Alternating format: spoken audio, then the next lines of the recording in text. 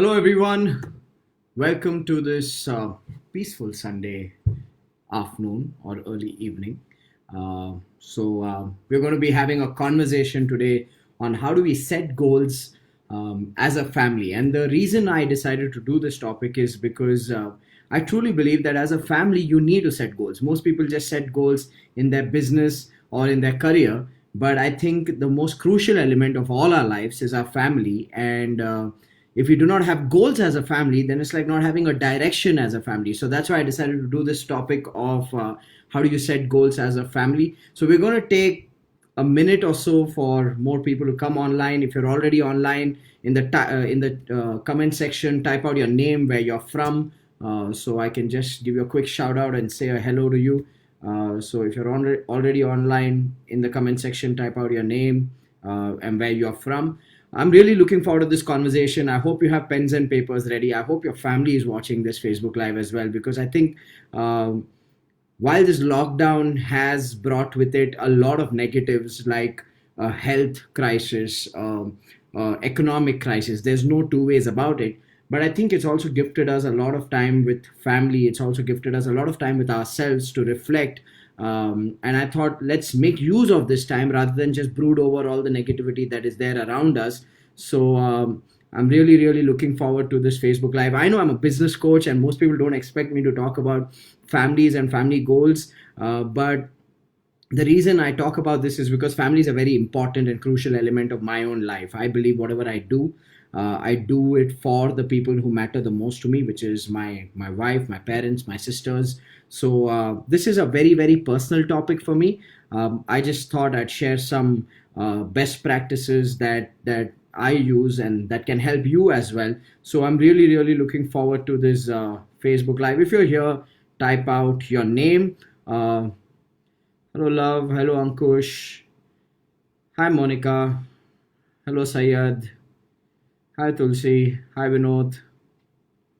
Hello, Hitesh. Hello, Krishna. We have people from all over. Wonderful. So nice and fulfilling to see so many people from so many different parts of the country coming in. So let's get started with this Facebook Live on how do you set goals as a family. So to begin with, firstly, what we need to understand is this, that as a family, there are two ways of living life. There are two ways of approaching life. One is living life by default, which means we go with the flow. I mean, in every family, we just go with the flow. There are people in the home who are taking care of the income generation. It could be the husband and wife working and taking care of the income generation. Then there are people at home who are taking care of the kitchen department, the home department. Then you have kids taking care of children. You have parents taking care of parents. I think most families just go with the flow. Life is about just going with the flow. And I believe that very, very few families don't live their life by default. Very, very few families actually live their life by design. Now, what do I mean by living a life by design? Living a life by design means as a family, you've actually created together what is most important to you, what are your priorities from a health point of view, from a wealth point of view, from a relationship point of view, from a recreation point of view, from a spiritual point of view. Very, very few families have actually defined and created these elements. And therefore, such families have a goal, they have a direction, and therefore they're able to work together towards those goals. And there's a different level of joy and fulfillment when you accomplish those goals. So today we are going to be talking about how do we move from the default way of living to the design way of living. How can we create a life like my good friend Pooja Puneet, she's an amazing coach, and she says this, it's about creating a life by design. So today let's explore how do we create a life by design as a family. And I think now is the time for us, because nature's put us in this lockdown and they've locked us with the people who matter the most with us. And now is the time for us to make use of that time and say, create something that brings out the best in each one of us. So I'm going to teach you what are the parameters, what are the elements where you can create goals as a family. How many of you would be interested in learning what are those parameters where you can create goals as a family? If you would be interested in learning that, type out in the comment box me. Okay, type out in the comment box me. Okay, because this is going to get interesting, because most people don't have a view of how do you set goals as a family. So we're going to talk about that. But before I go into the parameters of setting goals as a family, what I want to share with you, especially in the Asian context, largely in the Indian context, but I've seen the similar pattern across Asia. I think Asia has a very, very strong family system, which is our biggest strength. And I totally pride on myself being an Indian, and I think we are all blessed to be Indians and inherit such a rich culture where family comes first for us. Having said that, I believe that there are certain mistakes and traps that families have fallen into, and they've not really understood what does it take to be a happy and connected family. Like, think about it. How many of you have ever gone to a restaurant on a Sunday for a family dinner, and when you look around you on some of the tables, there are four people sitting there, probably a husband and wife and two kids or parents or whatever. There are four people sitting on the table. None of them are talking anything to each other, and everybody's on their own phone. Okay. Now, I tell you, that's a family in connection crisis. Because when you tell people, why are you not talking? They say, what is there to talk?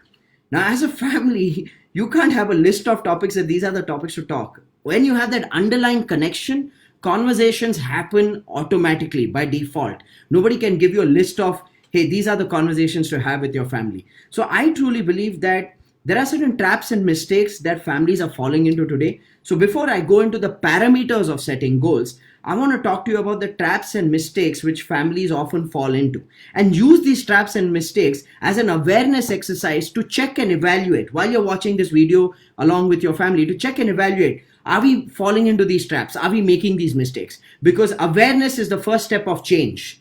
There's nothing to feel bad about. The key is to get aware so that we can make meaningful change. So let's get started with the traps and mistakes. Here's the first big trap, I think, which we've got it wrong in a very, very big way, and we are sort of facing a backlash today. The first big trap was that because of our culture, because of our tradition, because of our heritage, somewhere we fall into this patriarchal trap. What do we mean by a patriarchy trap? This is a trap which has been passed on through generations, where the man is treated like the superior being at home and the women are supposed to be serving the men. I think this is fundamentally a flawed trap. There's nothing cultural about that culture. That's a huge mistake we've fallen into. And if you see in today's times, we are facing a backlash of it. I think feminism is a reaction to patriarchy. And neither patriarchy is healthy, neither feminism is healthy. I truly believe in a third option, which is called mutualism. I would love for all of you to write this down. It's called mutualism, which means it's not about man is superior or woman is superior. It's not about men's rights or women's rights. I think it's about mutualism. And what do I mean by mutualism? Make a list of these things. First thing is mutual respect. I think families fail the moment we lose mutual respect. The moment we get into this gender battle, the moment we get into stereotyping roles, saying this is the woman's job, this is the man's job, I think families fail at that moment. Like, I can tell you very, very shamelessly, when I went through a financial crisis in 2012, I proudly say this to people that my wife was the one who was running my home. And I don't see why I should feel guilty about it or ashamed about it. And I know there are so many people who feel, Arey yaar, how can I live on my wife's income? If she's able to provide, that's when you are mutually contributing, right? So you need to understand this. Mutualism means mutual respect, mutual love, mutual care, mutual contribution, and mutual responsibility. These are 5 key elements of mutualism in any family. Mutual respect, which means both of us are equal. Okay, both of us are absolutely equal. Then is mutual love. It's both our responsibility to express love. Now, this is where a lot of people get it wrong. We don't express enough. We just cry the day people die, but we don't express when they are living with us. So it's about expressing that love, and it's a responsibility of everyone in the family to express that love. That's what we should teach our kids, to express love. And how do they learn it? When we express love to each other as well. So mutual love, then mutual care. It's not about just taking care of one person's interest. It's about taking care of the collective interest of everyone. Everyone has a need. Your parents have a need. Parents need that time, that communication. Your spouse has a need. They want that conversation, that sense of connect, that sense of shared responsibility. Children need that care and attention as well. You as if you're an entrepreneur or a career professional, you need that care and connection as well, saying that, hey, we are proud of what you're doing. So everybody needs care. So it's about providing mutual care. The fourth element is mutual contribution. Each one plays a role at home. Each one plays a role in the family, and that has to be defined and designed. Each one contributes to that role. And I think in these times of the lockdown, I think these are amazing times for us to step up. Like, I'm loving the entire process, and I do this otherwise as well. I set the table for lunch and dinner and I clear the table myself. It's just my way of loving my life, my wife, and supporting her. So it's about mutual contribution and mutual responsibility. So I believe for a great family is these five elements: mutual respect, mutual love, mutual care, mutual contribution, and mutual responsibility. We cannot stereotype roles anymore. Okay, I always say this to a lot of entrepreneurs that I coach, that my mom was okay with being a housewife because in her time that was the conditioning, and there's nothing wrong with that. But my wife and my sisters would want to be working professionals because they want to express themselves. And I know so many quote unquote modern families that have an issue with this mutualism philosophy, that on the outside pretend to be very outgoing and forward thinking, but on the inside they're still stuck to these stereotypes of patriarchy, or there is a reaction and backlash at home of hardcore feminism. Both are unhealthy, my friends. I think there's a lot more love, freedom, communication, and joy when we live life through mutualism. How many of you agree about that? If you agree that mutualism is the way, mutualism is what we need to live, practice, mutualism is what we need to teach our children, how many of you think that would create a much more stronger, meaningful connect within a family? Okay? If you agree to that, type out absolutely agree. Type out absolutely agree. Okay? That's the first step. To let go of patriarchy, let go of feminism, and come together and create mutualism. Okay, that's when we become the right role models for our children. That's the key. Then comes the second big trap. So the first trap was patriarchy and feminism, and the right way of doing it is mutualism. Again, this is my personal opinion. Some may hate me for saying what I'm saying, but I believe in this and I see this working for me and so many people around me. So I'm just putting it out. Here's the second big trap that families fall into. The second big trap families fall into is the need to control. And I think control is the killer of relationships. Any relationship dies when one person wants to control the other. Any relationship dies. And let me tell you how, in different forms, control gets expressed in a family environment. I think the first big form of control is when people stick to righteousness. When people have this, I am right, you are wrong. And they have, I am right, you are wrong about everything.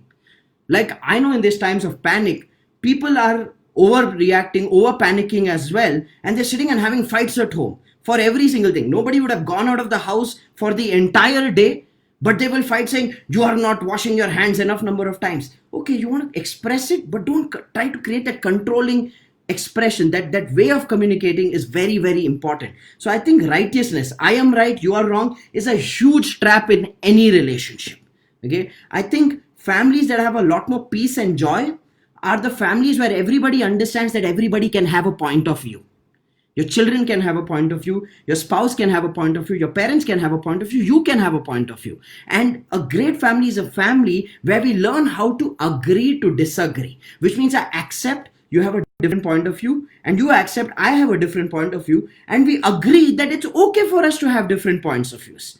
I think our need to control is what makes us get into quarrels and battles of I am right, you are wrong, you don't understand, you always do this. And that's why we lose so much connection. Because what I want you to understand is this: with every episode of conflict and control we have, our communication reduces. What do I mean by that? If you and your spouse are constantly fighting, then what ends up happening is you start withdrawing in communication, which means you build an opinion saying, if I say this, again he will say that. If I say that, again she will say this. Best is to not say anything. I think the relationship started dying if people have this mindset of righteousness and control. The more you try to control, the more you lose control. Control is like trying to hold loose sand in your hand. It is going to slip through the gap. So the key is not to play the game of righteousness and say I am right, you are wrong in relationships, but have the space to agree to disagree as a family. And when you create that space, that's when you exchange your points of views in a non-resistant manner without any emotional residue. So that is the big key of control. Another way of expressing control is, in a lot of families, because we have this patriarchal belief, we again follow hierarchy, which means, oh, dad is always right, mom is always right, then I am right, then you are right, then children are right. Look, I completely endorse the view that our elders need to be respected. I completely endorse the view that our elders need to be loved. But I also understand one thing, that sometimes our elders are like children in an adult's body. Because they are not, some elders don't evolve. When they don't evolve, they want to control. When they want to control, they kill the joy and happiness of people who are living in the house. So, no two ways. Give love, give respect. But respect does not mean that everybody feels controlled. Okay, I remember this. I was coaching an entrepreneur, and his biggest challenge was not his business. His biggest challenge was the conflicts at home. And the conflicts at home were arising because his father was a very dominant character. Now, because his father was so dominating, okay, his father would say, no, don't keep a maid at home. Let the daughter-in-law should work. Now that was an educated woman who had gotten married into this family and had the desire and an aspiration to work. But because this guy could not open his mouth in front of his papa, his marriage was in a pathetic situation. His environment home was very, very negative. He didn't feel like going home. Now, what kind of respect is that where there is no authenticity? Then that is not respect. That is called fear. And fear is actually raw material for crisis at home. If we are doing things because of the fear of what will mom think, dad think, then we are killing joy and happiness. And you can't live in that environment of negativity and suppression and expect yourself to be happy. That's not going to happen. And I truly believe that one of our jobs is, while we respect and give love, also is to ask for more compassion and lack of control. Now, I am just giving you examples. This may not be true for all of you. So you don't have to get offended if this is not true for you. If you have parents who are not controlling, okay, then this is not applicable for you. Simple as that. But I know this is the unspoken reality of most households. I know this is the thing that most people would not like to talk about. This is something we would cover under the carpet and just go with the flow. So all I'm saying is, when there is a fear of hierarchy, then what happens? Then we start lying at home. And we start saying, oh, it's a small lie. But trust me, your children are watching you lie. If you as a couple want to go out and just be by yourself, you don't have to lie saying, oh, we have work somewhere. You need to build that acceptance with your elders, say that it's okay for us to go out. Okay. The small little lies then spirals into lying becoming a habit at home. And we think these lies don't damage. But let me tell you something. These lies are the most damaging lies, because these lies reduce our self-worth subconsciously. Because the more we lie, our subconscious mind is storing that information, and our subconscious mind does not respect ourselves. So fear of hierarchy creates lies, or it creates fights. Some people have a withdraw approach and live with it, kind of suffocate approach. Some people have a fight it approach. Neither are healthy. I think we require compassionate communication. I think we require to sit down sometimes with people who are being over controlling and saying, hey, what is wrong if this person wants to do this? What is wrong if my wife wants to work? What is wrong if my children want to go out? What is wrong if me and my wife want to go out? What is wrong if mom wants to spend time with you? And we need to really challenge our elders with love, with compassion, okay, with a lot of care. I think when we do that, that's when we are truly building a family and leading a family. Otherwise, we are just succumbing to fear and pressure. And when there's fear, there is no freedom. When there's no freedom, there is no joy. Okay, so take what fits you, ladies and gentlemen. disagree with me, I am totally okay with it. But I just want you to understand that I'm not talking about being a rebel. I'm not talking about breaking families. I'm talking about how can we come together, because the true test of a family is to come together in a manner where everybody has responsibility, love, care, and a sense of contribution. And I think everybody can do their best only when everybody has the space to express. Okay, so it's as simple as that. Because the need to control creates righteousness. One symptom of control is righteousness. The other symptom of control is fear of hierarchy. So the best way to defeat hierarchy is mutuality. Let us be mutual discussion. Let us have mutual decisions. Let us have mutual understand each other's desires, and let us take care of all of it. I think that can be done. That can be done. Okay. Then comes the third element. Where we see control in the format of possessiveness. Again, possessiveness is not healthy. There has to be trust in relationships. And what is trust? Let me define trust, because we use this word but we don't define it. Trust is having the confidence in the intention and action of others. Trust is having the confidence in the intention and action of others. Okay, that is trust. So the question we need to ask ourselves when we get emotionally hyper or aggressive is, do I trust the people around me in my home? If I trust them, their approach may be different. The biggest problem we have is we want everybody to think like us, be like us, and do like us. And that's where we fall into this trap of conflicts in family. Everybody is different. Everybody is different, and we need to acknowledge and accept that. Then comes the fourth symptom of control, where we worry about what will other people say. What will people outside say? Those relatives, those friends, what will they say? Look, a family that's truly happy only considers the point of view of people who matter. And the people who matter are the people living in your house. So you got to take care of people who are living in your house, their needs, their desires, rather than worrying about what will other people say. This sabse bada rog, kya kahenge log. I think that kills more happiness than anything else. So the key is to give that priority to saying that, hey, listen, you know what? The people who matter the most are the people who is all of us who are living in this house. And I think we need to fulfill the desires, the dreams, the goals, the aspirations, the lifestyle of every single person inside this house.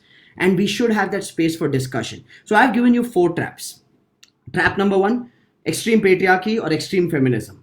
The solution to it is adapt the principle of mutualism. Mutual respect, mutual love, mutual care, mutual contribution, mutual responsibility. Second trap people fall into is control.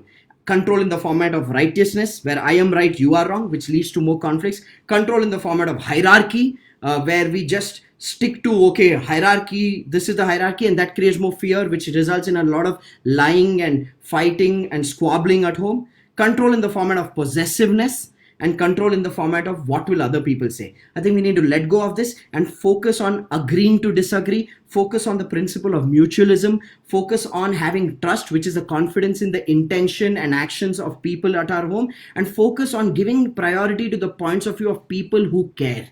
I think when we understand this, that's when we have the foundation of building the right environment at home. And when we have that foundation of building the right environment at home, that's when we can start setting goals as a family, which I will talk to you about in a moment on how do you set goals as a family.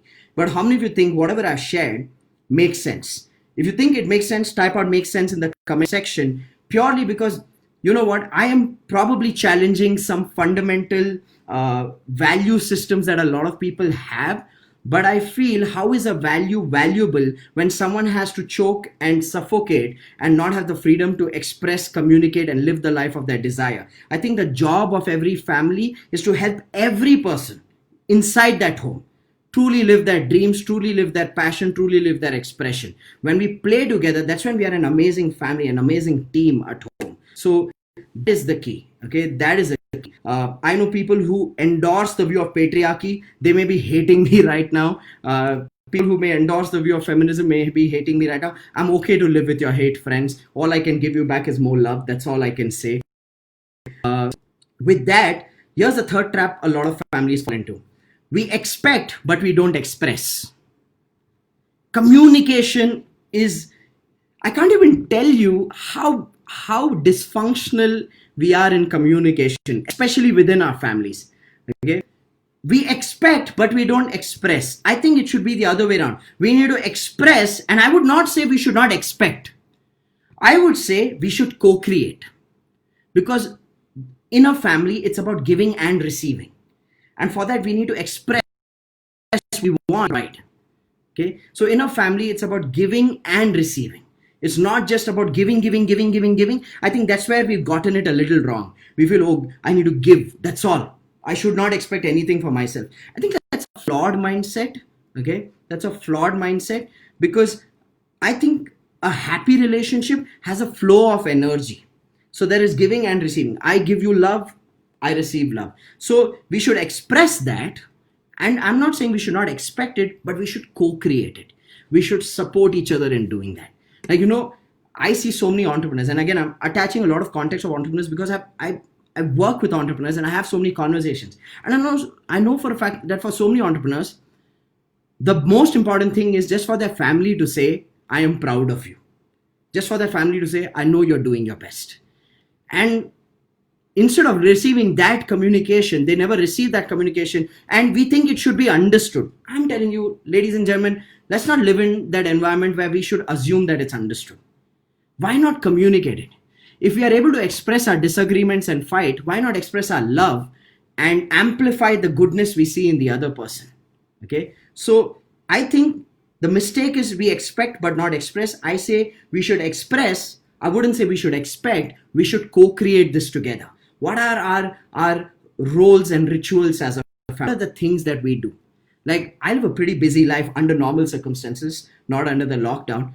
So I have my own roles and rituals, saying that, okay, I want to have a conversation with my dad on the phone. Okay, I want to have a conversation with my mom on the phone, even when I'm traveling. When I'm back in town, I want to make sure that we have one meal together at least once a week. We go out once a week. They come home once a week. And I tell you, though I don't live with my parents, I can proudly say this, that we share deep connect and care.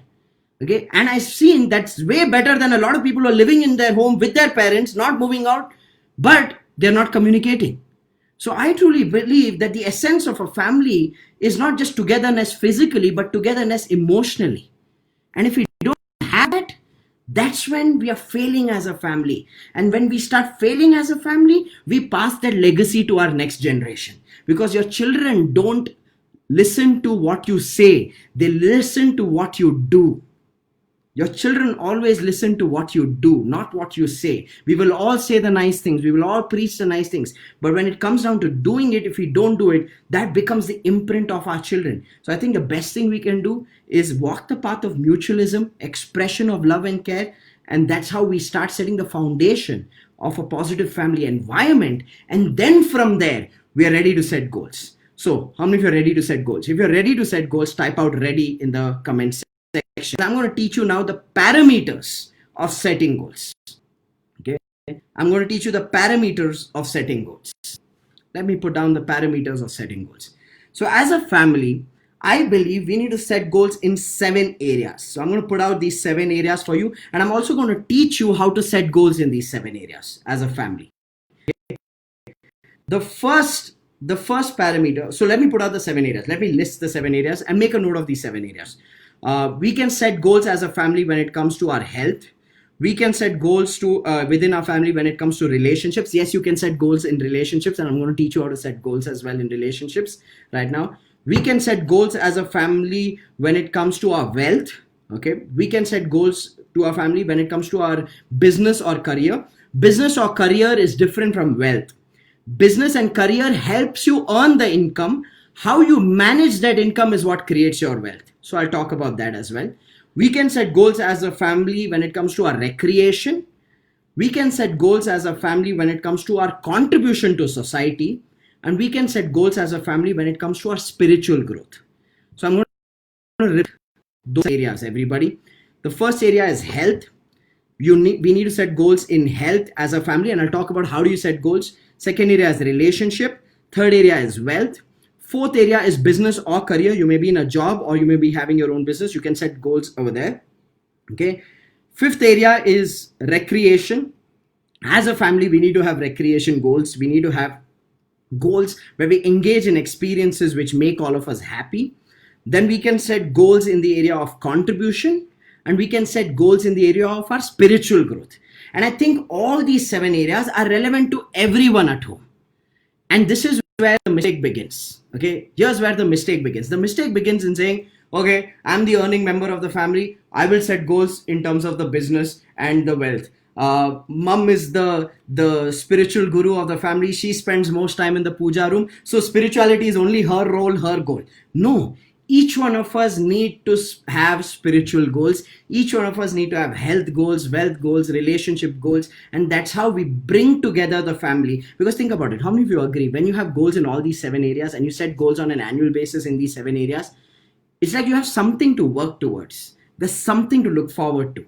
And I'll give you this example as a personal example as I break down each type of goal. So let's start with the first parameter. What kind of health goals can we set? We can set health goals in the format of routine. So under health goals, write down routine goals. Okay. And the second type of health goal you can set is physical goals. So under health, there are 2 types of goals, routine goals and physical goals. What do I mean by routine goals? We can set habit goals. Like me and my wife, we have a simple routine. This is a 1 liter water bottle. She has her own bottle. I have my own bottle. We have a goal of completing and refilling this bottle at least 4 times. It sounds like a simple thing, but most people don't consume 4 liters of water in a day. And that's not a healthy thing to do. So we refill this bottle every day and we count. Have we done it 4 times? So that's a routine goal. Routine goal will be, okay, I will do exercise 4 times a week or 3 times a week, yoga twice a week, or go for a walk for 30 minutes at least 3 times a week. And you can create these goals based on the form of routine which is suitable to every person. Like my dad loves swimming. He goes swimming 7 days a week. Okay, that's his health goal. So you want to understand this. These are routine goals, and everybody needs to have a health routine goal. And then you can have a health physical goal, which means I want to lose weight, I want to reduce my waist size, whatever that goal is. But your routine goals are around your sleep habits, your eating habits, your working out, your physical habits, your physical activity habits. So you can set routine goals in these areas: eating, sleeping, drinking water, physical activity, exercise. Everybody can have a goal, and the goal changes for different people. I do very hardcore strength and fitness conditioning. I know for a fact that my mom and dad can't do that. So they need to have their own form of physical activity. So you need to set individual health goals. That is a very, very simple thing to do. And then you can have physical goals under health, saying the ideal weight you would like to be, the ideal size you would like to reach, all of that. So that comes under your health goals. Now imagine creating that goal for each person in the family and then having a review on a Sunday every week saying what progress are we making? Did we achieve our weekly goal? How many of you think that makes it more fulfilling as a family? There's a joy in joint achievement, ladies and gentlemen.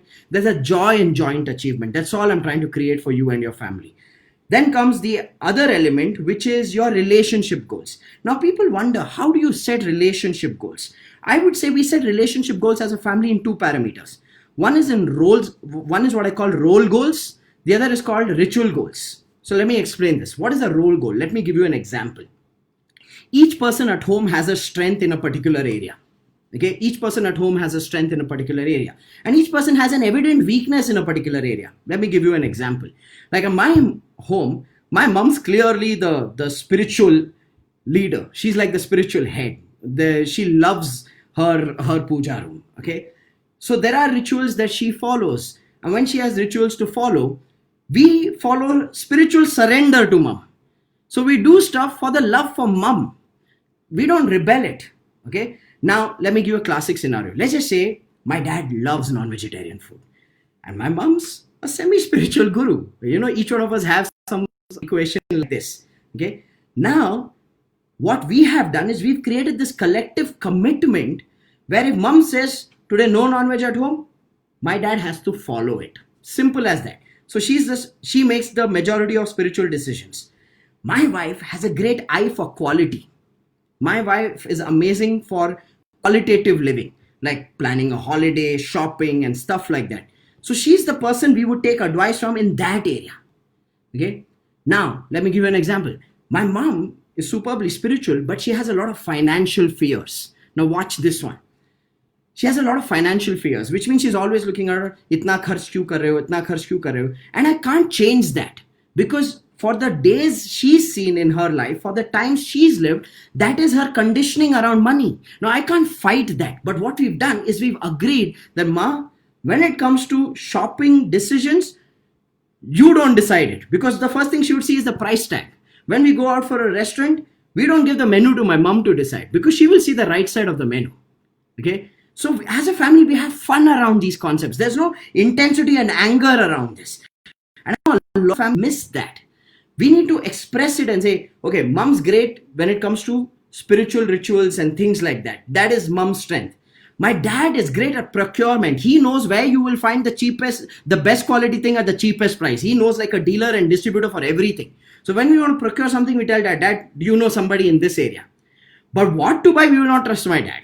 Because again, he's extremely financially proved, because of their experiences, he's pretty tight-fisted when it comes to that area. So the key is to understand strengths and weaknesses and then create roles. How many of you think creating roles as a family for every area? Who is the health manager of the family? Who is the wealth manager of the family? Who's the procurement manager? Who's the spiritual manager of the family? When you create goals like this, then you are also giving everybody a responsibility to hold everybody else accountable. Everybody else responsible for this. And this comes only when there is effortless communication, not tense communication, not fighting communication. Like some of you watching right now, if you're sitting and nudging your spouse and say, see, listen, you know what? He won't listen or she won't listen. Because that's not the approach to take. And I know right now some of you are nudging back and saying, see, listen, he told not to do this. All I want you to understand is the foundation of this creation of goals comes with a lot of mutualism, compassion, genuine care. It does not come with the need to put each other down and quarrel with each other and say, see, I was right on this point of view. It's about just understanding the difference. So you got to create in relationships at home, you got to create roles based on the strength of people. And then you also have to have rituals or practices as a family. Like this is just personal, guys. You don't have to adopt this, but I'm just sharing this so that you can create something which suits your family. But in our family, we have a personal philosophy right from childhood. No TV inside anybody's bedroom. Because the moment TV goes inside the bedroom, people go inside the bedroom. Okay, so we have that joint philosophy, no TV. This is just us. I'm not saying this is the right philosophy. I'm not saying this is the best philosophy. But these are the kind of rituals we've created. Okay, or dinner together, lunch together. These are the kind of rituals we've created, no matter what. Even if we are traveling, then at least once a week, going out together. Once a week, coming to their house or they come to our house. There has to be rituals, communication every day, okay, on the phone. These are basic rituals that we follow. Like I know, if by 7:30 p.m., if I'm too busy and I haven't called my dad, by 8 p.m. for sure, my dad will call me back. And there will not be any ego there saying, "Tune phone hi nahi kiya?" No. It's just a very effortless thing. Oh, you're busy. But there is communication every day. So I'm just telling you, you got to have rituals, things you will do as a family. Like we have a ritual that, okay, once in 2 years, we take an abroad vacation with my parents. Once in 2 years, we take an abroad vacation with Bhakti's parents, my wife's parents. And we do that. We fund it, we do it because that's our way of thanking both our families. So we don't have this thing of, okay, guy's side, why should I come there? No, none of that. I think that's the true adaptation of mutualism, everybody. So you got to have these rules and rituals, things you can do on a daily basis, weekly basis, monthly basis, and an annual basis that you can create to strengthen the foundation of your family, strengthen that connection within your family. That is the legacy we pass on to our children, don't we? I mean, till today, I haven't got a television in my home because that's what I learned from my parents, inside my room, in fact. That's what I meant. So consider this, that relationship goals are role goals and ritual goals. Then comes the third type of goals, which is wealth goals. When it comes to wealth goals, wealth is about how you use your money. So you need to create investment goals, saving goals, and necessity goals. So you need to have your budgets. What are our necessities? What are our savings? What are our investments? And then, of course, you need to have a recreation budget as well. Now, people often ask me, Rajiv, I should firstly make enough money, for us to have savings goals and investment goals. I don't make enough money. Everything goes in necessities itself. If that's your situation, my friend, then you got to focus on your skills and knowledge to improve your business, to improve yourself in your career so that you grow financially.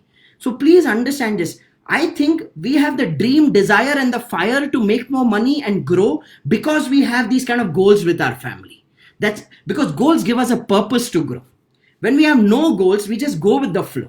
But when we have goals, we have a direction. That direction creates an aspiration. That aspiration turns into action. And that action leads us to learn new things, make ourselves more capable so that we can move to the next level. Most people are okay with not growing financially because they have nothing to grow for. EMI is getting paid, house expenses are getting taken care of, life is good. But actually, there's no sense of fulfillment and joy on the inside if you beat that a little more deeply. So I always say this, that you need to have wealth goals, investment goals, saving goals, and your necessities goals. Now, based on that, you need to have your business goals and career goals. So the fourth parameter is your business goals and your career goals, which means in your business, now you need to start becoming proactive. You can't wait for things to happen. You have to make things happen. Okay, you have to learn things. You have to strategize. You have to work on your business model. Now, I know I'm talking about all of this in the moment of a lockdown. You'll be like, yeah, firstly, let us go back to work and then talk about all of these things. Let me tell you something. If you're a business owner and you're stuck in this lockdown, you still can create progress. Last week, we had 600 entrepreneurs create significant progress with giving them what work they can do no matter what business they are in these times of lockdown. So if you like to learn how you can create progress in your business, then I have a gift for you. This Wednesday, 1st of April, I am doing a webinar called Business Progress Webinar, specifically for small, medium, and micro business owners on how can you create progress even though there is a lockdown. So come for that webinar. It's a free webinar. The link of it is in my post above. Make sure you click on that link, register. It's a free webinar. I'm happy to help you with how to create progress in your business in the times of lockdown, because you can do something which will take your business to the next level rather than sit at home and just read more WhatsApp forwards about how coronavirus is spreading. Be safe, take precautions, stay at home, but there is possibilities for us to do things that we have not done in our business while you are sitting at home. Nature has gifted us time.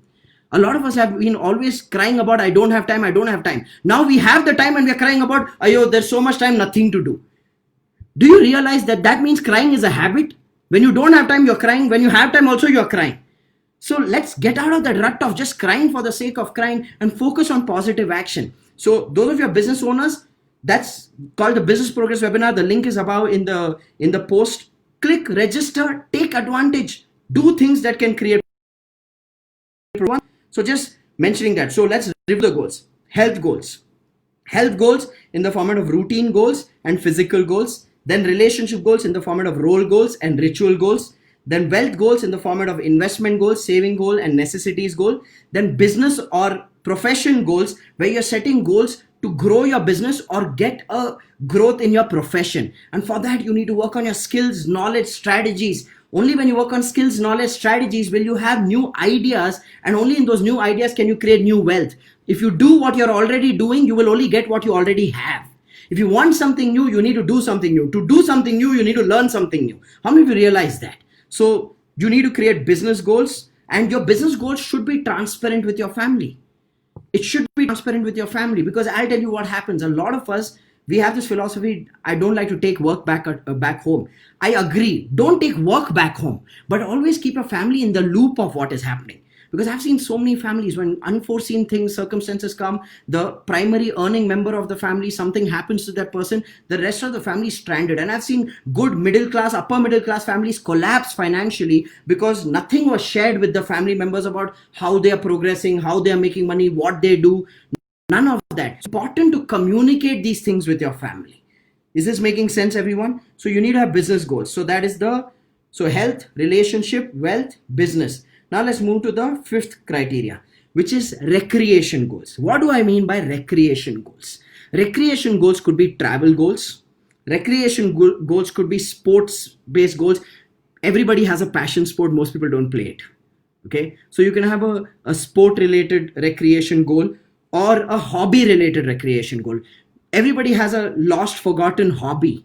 Or you can create a new hobby. Like I was inspired by a friend of mine. Her mother started learning painting a year back, and her mom started painting. And I was so amazed, okay, to see the quality of paintings her mother was doing. Okay, so ladies and gentlemen, these are the kind of things it is our responsibility to engage our parents with. You are the one who's watching this Facebook Live. You have the access to this technology because of which you're gaining this knowledge. But you can take this information back into your families and identify, do people have travel goals? Do people have sports goals? Do people have hobby goals? And engage in these hobbies. Engage in these habits, because these are recreation goals. Like as a family, we love traveling. So we make sure that every year we have some kind of travel plans. Now I don't know how it's going to work out in these times, but that's something we consciously set goals on. Okay. And you know what? People think when I have the money, I will do it. No. Today you may not be able to afford a vacation to London, but today you each one can afford a vacation to Ooty, Lonavala, Coorg. Even that is travel. You know, in the mistake a lot of us make is that we tie up everything to when I have this money, I will do it. When I have that, I will do it. It doesn't work that way. Me and my wife, and I'll be honest with you, 2012, I went financially bust. When I went financially bust, after that phase of going into debt, the only income we were earning was 12,000 rupees a month for a good 6 months. Then we moved to 60,000 rupees a month. And even in those 60,000 rupees a month, we would take care of the necessities of our home. We would save money, okay, in the format of a 5,000 rupee SIP. And we would treat ourselves to certain recreation elements like taking a short weekend outing. Poverty is a state of mind, not really the state of bank balance for most people. For most people, poverty is in the mind, not in the bank balance. And I believe that we got to scale this up. And as you set goals, you create a desire, you put yourself under the responsibility of learning and growing. And when you learn and grow, your income grows. When your income grows, your standard of exploring your health goals, your relationship goals, your recreation goals also grow. That's how we improve the standard of living of our families and the quality of life of our families. It's by setting goals is crucial and critical as a family. Because otherwise, what is the purpose behind whatever you're doing? There's no purpose then. You got to set goals in these areas and work towards those areas. And is it a process of taking time? Yes, it is. So you got to set recreation goals in the format of travel, sports, hobbies. Sometimes it could even be possessions. Like I have a business partner whose wife loves jewelry. And I know as a couple, they set goals. They have an equation to manage. Okay, that's her desire. How can I judge it saying, oh, your jewelry is a waste of money? No, if she loves it, then that's a part of the goals of for her. That's how we create it for her. We don't judge. We support each other in fulfilling those choices. That is how you work as a team, as a family. How many of you think that makes sense? Judgment leads to I'm right, you're wrong. Who are we to decide who's wrong? Why not accommodate everybody's desires and goals? So you said recreation goals in terms of travel, sports, hobbies, possessions, gadgets. I know some people who love their gadgets. So there should be goals and it should be balanced across for everyone. It shouldn't be that only one person's fulfilling all their goals and the rest are in the pipeline. It has to work in a flow, in a balance. Then comes the sixth area of goal setting, which is contribution goals. What are contribution goals? I believe each and every one of us who are sitting in this Facebook Live right now, we are privileged people. Okay, we all are privileged people. Okay, the fact that you're having access to this information, which means you're privileged. Okay, and I feel we have a responsibility towards those who do not have these privileges. I mean, it's been heartbreaking to see the news on how thousands of migrant workers are walking from Delhi all the way to UP and Bihar. Now, I don't want to get into the political things behind it. I feel all those people who are commenting on social media politically, either in support or against the government, are all keyboard critics or keyboard warriors. On the ground, our contribution is zero. So I think we should stop doing that. But in our own way, we need to take responsibility of giving back to the society in our own way. It could be in the format of money. It could be in the format of volunteering time and effort. It could be in the format of an idea and supporting social organizations that are doing amazing work. So the key, ladies and gentlemen, is that for us to even have contribution goals as a family, okay, we need to set contribution goals as a family. Identify a reliable organization, support it with money, support it with effort, support it with the idea if you can't do things on the ground. And do that proactively. When you do that and when you set such goals as a family, it's fulfilling. It's fulfilling. So true joy actually comes in giving. True joy comes in giving. There's nothing. I remember when the lockdown was announced day before yesterday, me and my wife went to buy some essential groceries to stock up. And we saw everybody was decently standing in this queue. And there was a woman who was like, her and her daughter were like playing this race inside that grocery store. Like, ye bhi le lo, ye bhi le lo, ye bhi le lo. And the shopkeeper was like, Madam, sabko milega. I think somewhere that, oh, I want for me. That is the mindset that will always keep that person unfulfilled and unhappy.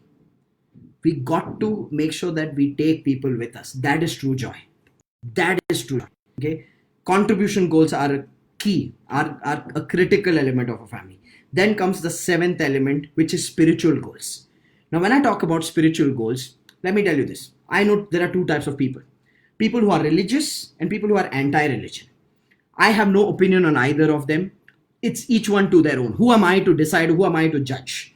But I feel for some people, spirituality is religion and it's okay.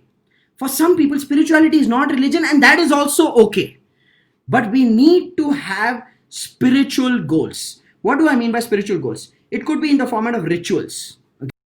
Okay, rituals, which could be in the format of, like, say, for example, doing some kind of a prayer or a havan at home. If someone in the family believes in it, I always said this, through my teens, I did not understand religion, but I followed it for the love of my mom.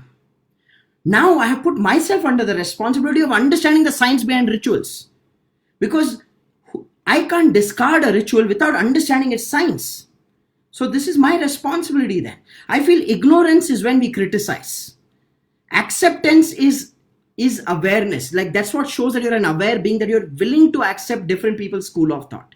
So you can have goals as a family saying, okay, we want to perform this religion, we want to do this puja, or we want to do this particular spiritual or religious exercise. So ritual goals you can have. You can have learning goals as a family under spirituality. What is spirituality? Spirituality is self-evolution.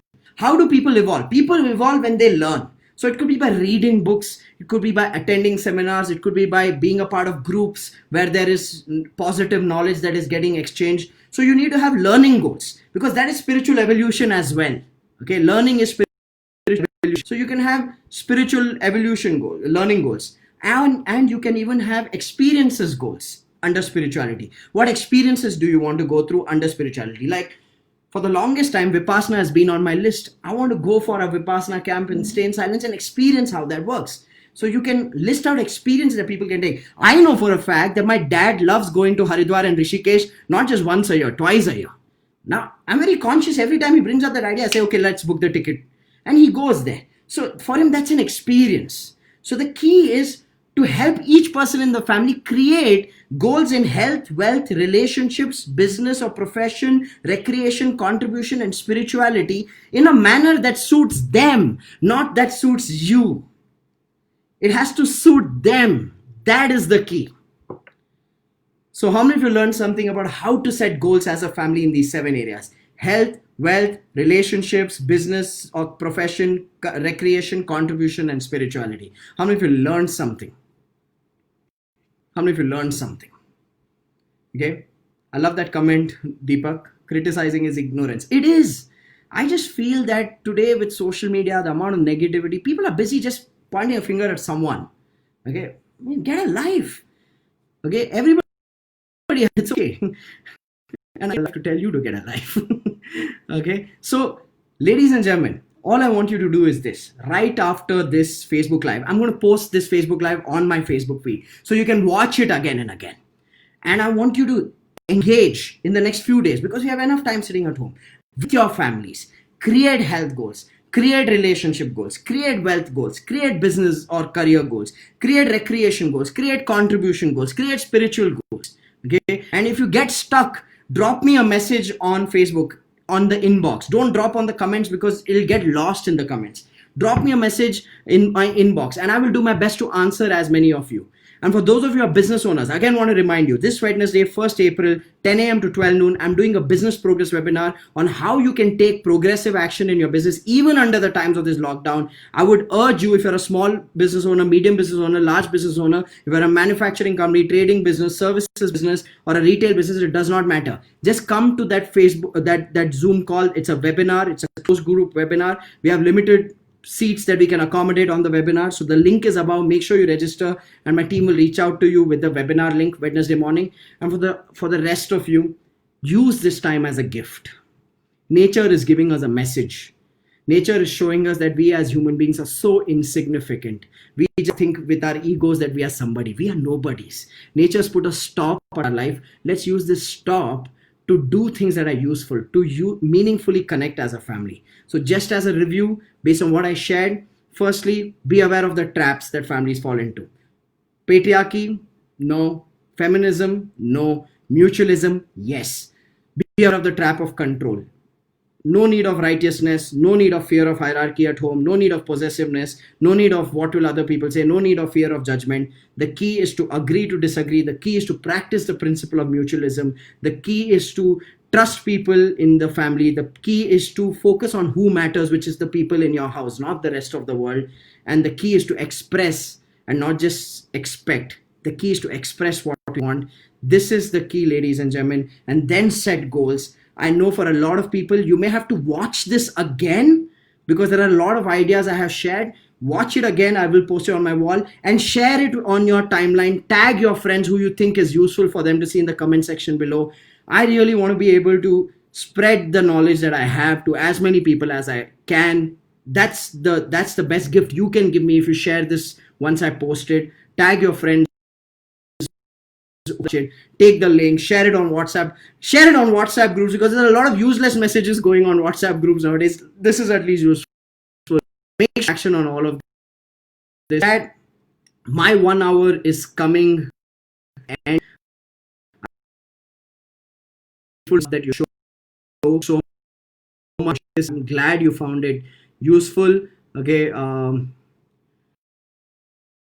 no questions, then put it in the comments. I'll try and do videos about it, or we'll come back and do a follow-up on this one. I use a system for setting goals for myself. It's called my And Life Planner. I use this system where we set stuff like exactly what I taught you, like relationship goals, financial or wealth goals, then business goals, then health goals, then learning goals, contribution goals, recreation goals. So I set goals for myself, then me and my wife kind of create this kind of a financial calendar where we have goals, even smallest things like buying a new mobile phone. All of that goes on the list, because when you set that goals, break it down into which month, what will we do, buying a new fridge, buying a new ace, whatever it is. I think these might be simple things, but when you have it as a goal and you check it off, you feel a sense of joy.